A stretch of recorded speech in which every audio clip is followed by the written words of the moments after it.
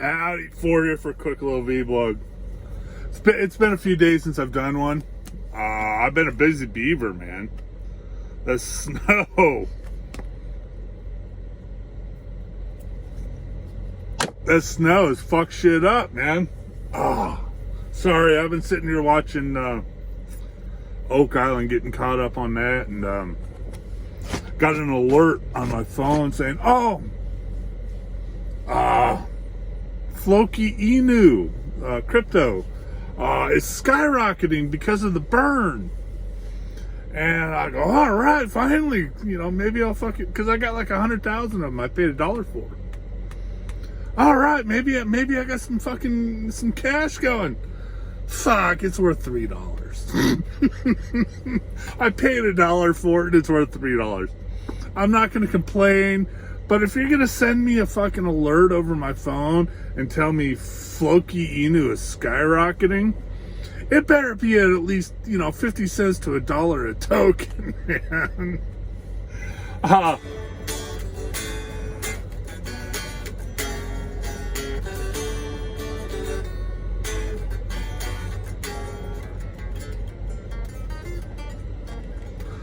Practicing on the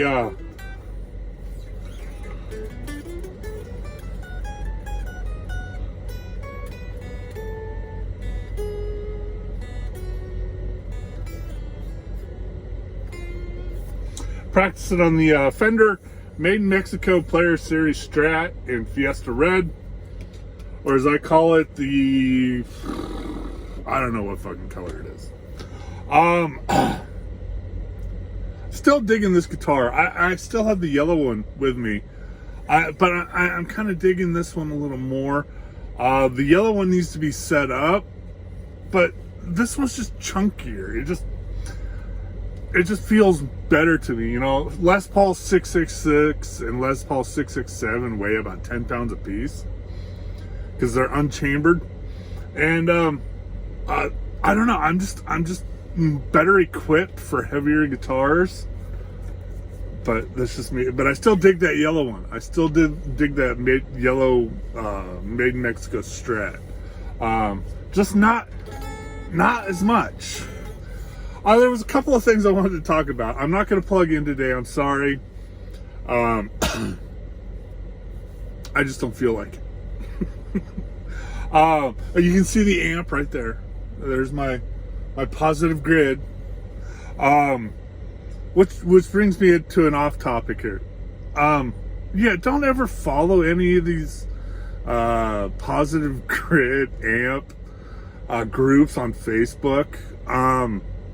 It is mind-boggling some of the questions that these people come up with. Just common sense questions they're still asking.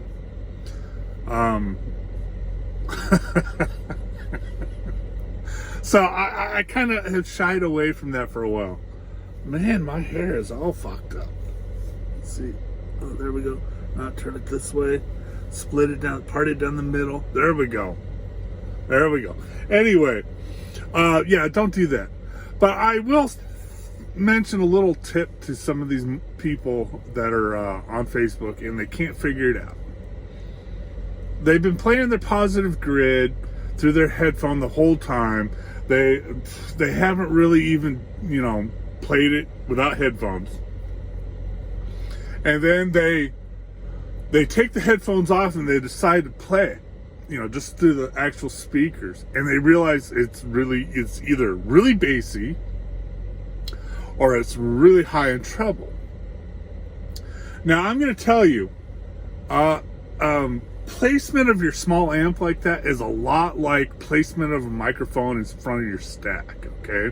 In front of your 4x12 or your 2x12 or your 1x12. Placement of a small amp like this is just as important as, like I said, placing your mic in front of your stack. I have mine it's in a little cubby hole. I'm guessing it's 2 feet by 3 feet. And so that gives me a much bassier sound. Now, not only is it in that cupboard, but it's also strapped down. There's a strap here strapping it down so it doesn't fall out. which adds to the bassiness. Okay, now I'm gonna tell you a little story here. I used to have a Yamaha THR 10X that I brought out on the road. It fit perfectly right on this little,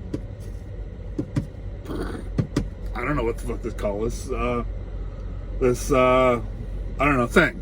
Okay. And it fit perfectly right on there, and I never tied it down. I never did anything to it. And the sound was really higher end. Okay. It was more treble based sound. And I'm going, I don't like that sound. I'm turning the bass up on my amp. I'm almost up to like 3 quarters, and I'm still not getting the sound I want to hear. And then I realized, I wonder what would happen if I gave this amp better contact to the countertop. There we go, to the countertop. So I built these little cardboard legs, and I taped it to the bottom of the amp. And then I put the amp back on top of the countertop. Boom, I got all of my bass back. So you got to remember that when you take your headphones off, if your amp is in an area, a confined space, you're probably going to get a much higher bass tone than it is if it's out on a countertop. So my recommendation is, I'm trying to think of a perfect example of how to explain this to somebody who doesn't understand. Okay, go into the bathroom, take your phone with you, go into the bathroom, and stand in front of the bathroom counter, okay? Now, I want you to put on some music on your phone, put on some music, and just hold the phone and listen to that a little bit of that song that you're playing on your phone, okay? Now, I want you to take your phone, keep playing the same song, I want you to set it on the counter, and I want you to face the speakers towards the wall. Okay. Notice anything different? Oh, yeah, you do. You notice the volume is much louder. You got a lot more bass. It's just a better sound.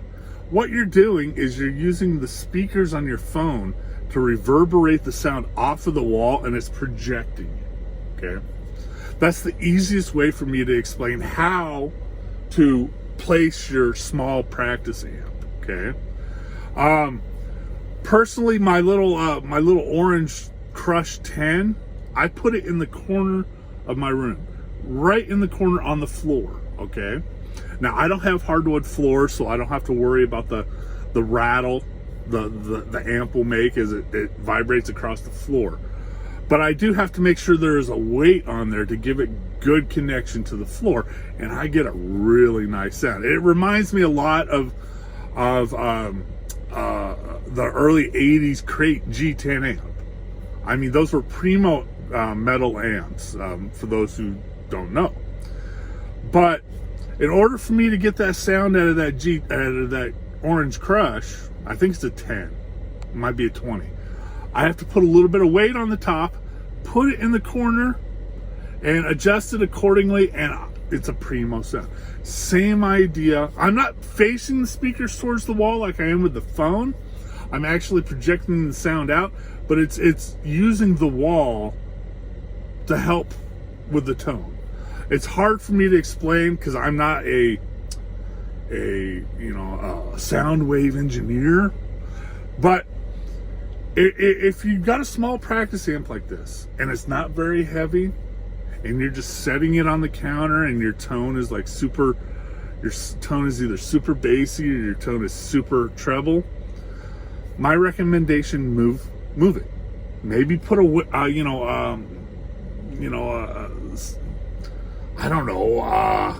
something a little heavier on top. Give it a good connection to the countertop or whatever you have it sitting on, and try that.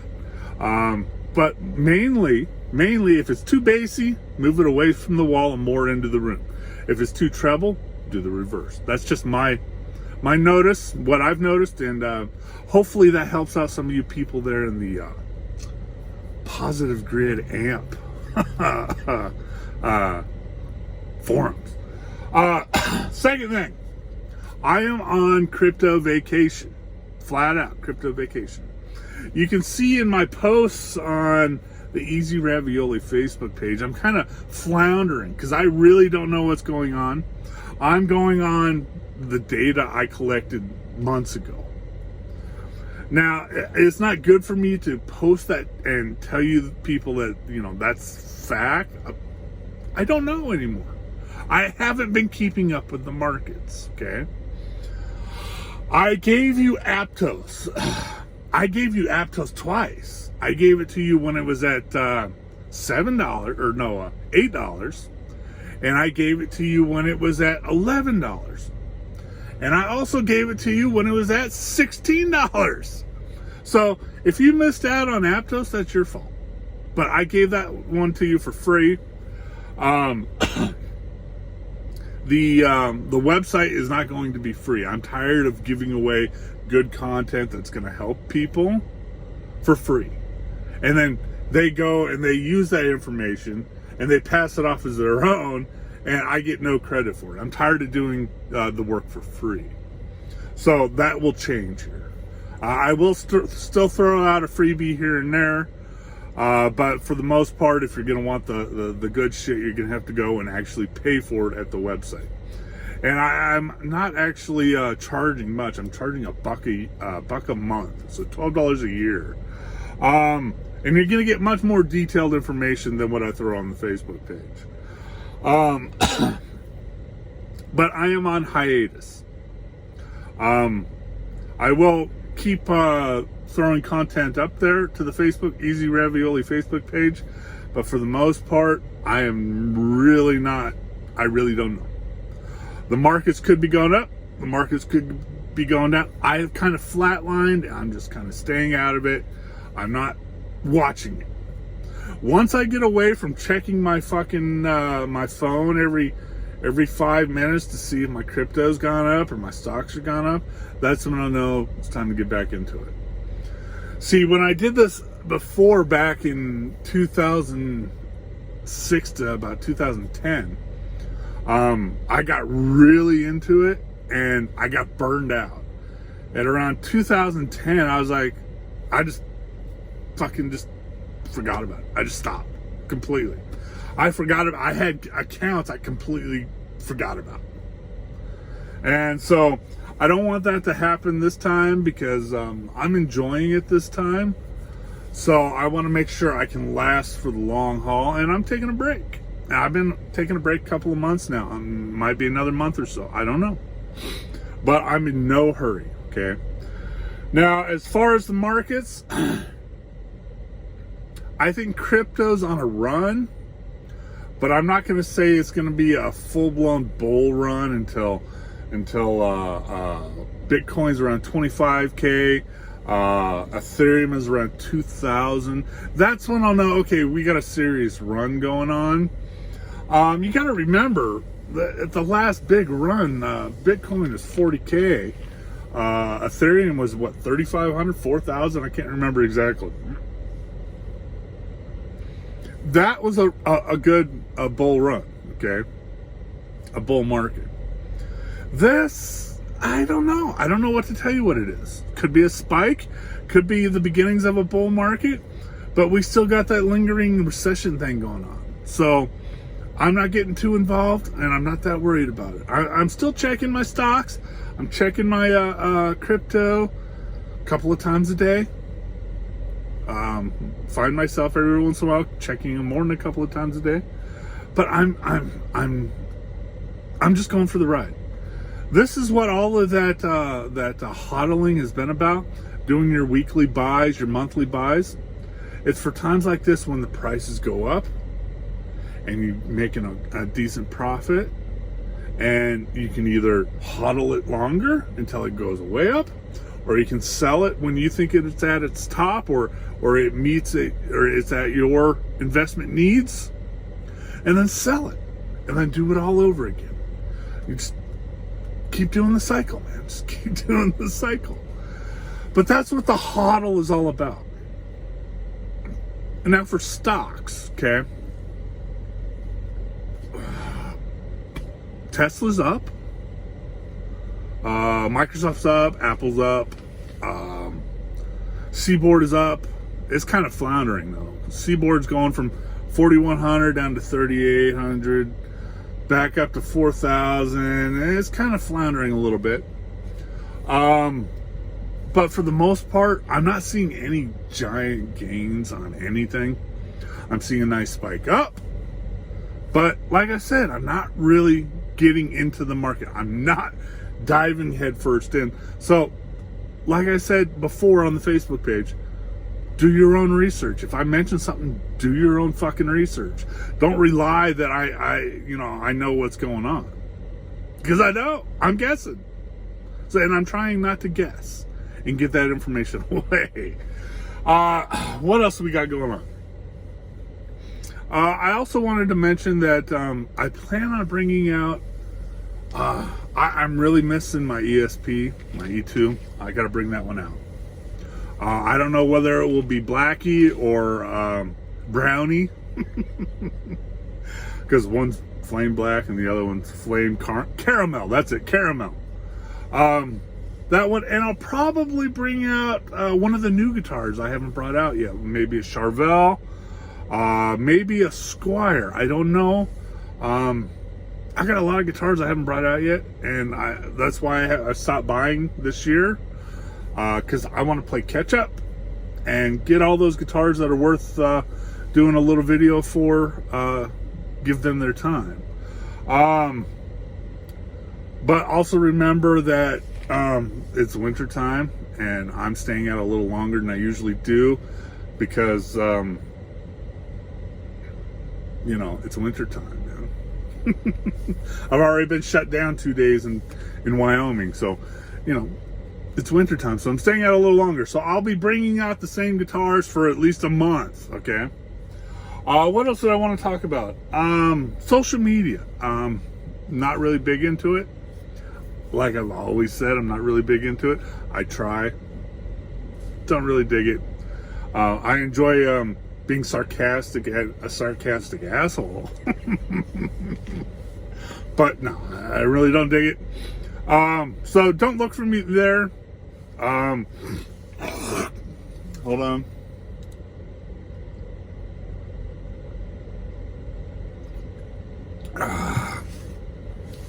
What else?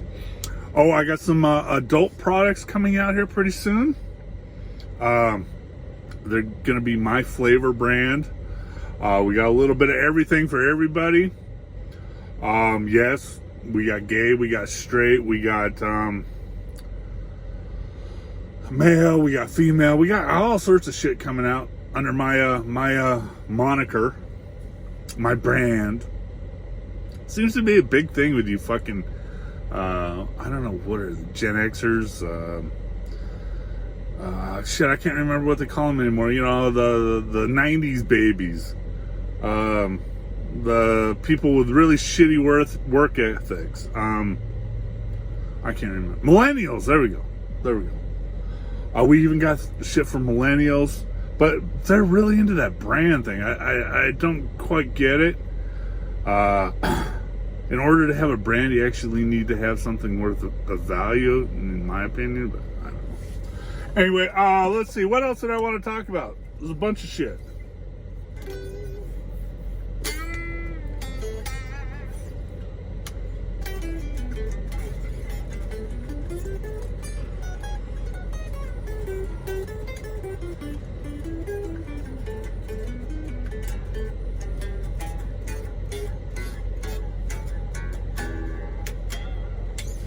Oh, I don't know. I can't think of anything else.